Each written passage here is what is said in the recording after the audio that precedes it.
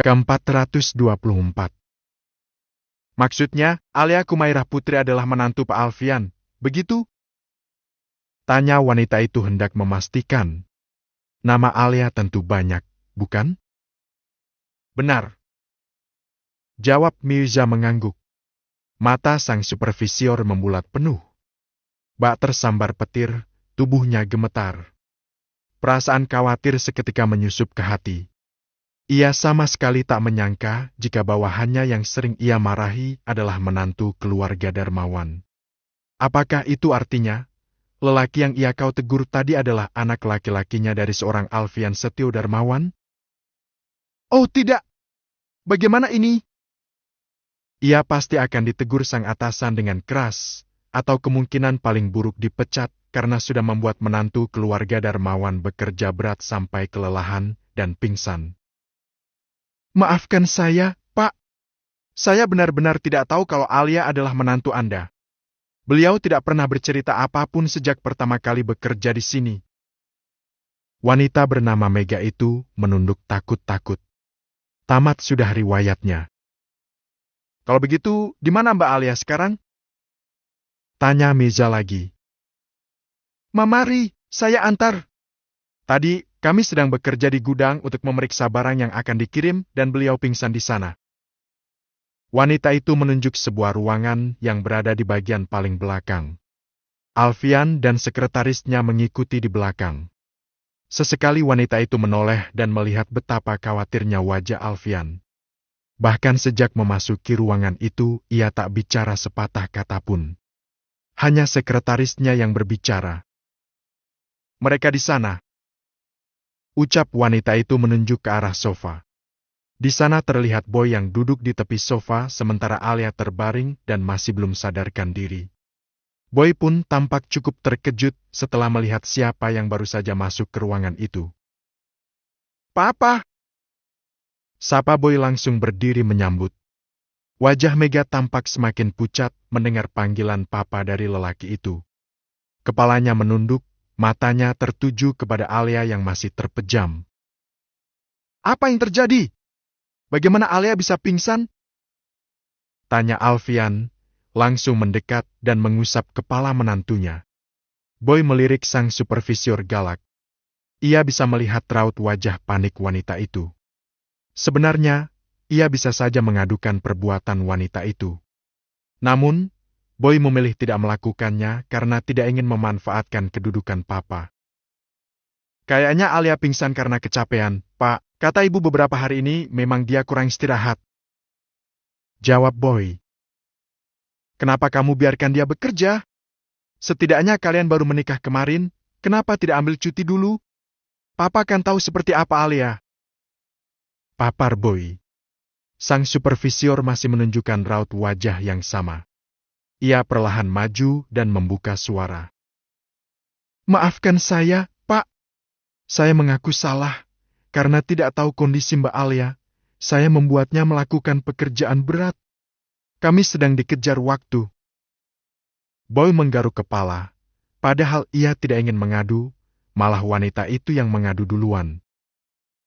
Saya juga minta maaf sudah membentak Mbak Alia dan menegur Anda. Ucap wanita itu membungkuk sopan di hadapan Boy. Alfian melirik mereka penuh tanya, sebab tidak tahu ada kejadian apa sebelum pingsannya Alia. Namun, ucapan wanita itu, ia bisa menarik sedikit kesimpulan. Pada saat yang sama seorang pria seusia Alfian tiba di gudang. Ia tampak terburu-buru dan langsung mendekat. Pak Alfian, apa kabar? Maaf, saya baru menerima informasi kalau karyawan kami yang pingsan di gudang adalah menantu Anda. Ucap pria yang merupakan manajer itu. Alfian mengulas senyum tipis menyambut uluran tangan pria tersebut. Maaf, kalau kedatangan saya mengejutkan.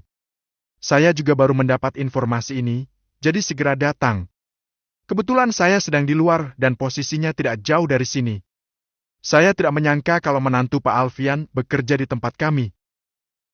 Alfian masih tersenyum tipis. Anak saya ini memang suka bekerja semasa kuliah. Dia bekerja apa saja dan suka mencari pengalaman baru. Pria itu melirik sang supervisor yang masih menunduk. Mega, bagaimana kejadiannya? Maafkan saya, Pak. Ini salah saya juga. Saya tidak tahu kondisi beliau dan membuatnya bekerja berat. Jawab wanita itu takut-takut. Kamu ini bagaimana? Seharusnya kamu bisa lebih memperhatikan. Kalau seperti ini jadinya, saya tidak bisa memaklumi kelalaian kamu. Saya minta maaf, Pak. Jawab Mega. Saya menegur Mbak Alia karena baru kemarin cuti dan tadi terlambat masuk. Dahi Boy berkerut tipis mendengar ucapan wanita itu. Setahunya, tadi Alia berangkat pagi-pagi sekali. Jika dia sampai terlambat ke tempat kerja, berarti sebelumnya ia mendatangi tempat lain. Tetapi, kemana? Tidak usah diperpanjang, Pak. Potong Alfian. Lagi pula beliau tidak sepenuhnya salah. Alia telah dan wajar atasannya menegur, hanya saja mungkin caranya terlalu keras. Lagi pula, Alfian tidak ingin memanfaatkan relasinya untuk memutus rezeki orang. Saya jadi tidak enak dengan Pak Alfian, ucap pria tersebut. Untuk kali ini tidak apa-apa. Semoga kedepannya lebih baik lagi. Terima kasih, Pak. Sekali lagi saya minta maaf. Ucap Mega menunduk. Boy hanya mendengar pembicaraan mereka tanpa mengucapkan sepatah kata pun.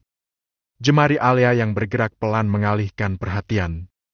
Kelopak mata wanita itu mengerjap, menunjukkan tanda akan terbangun.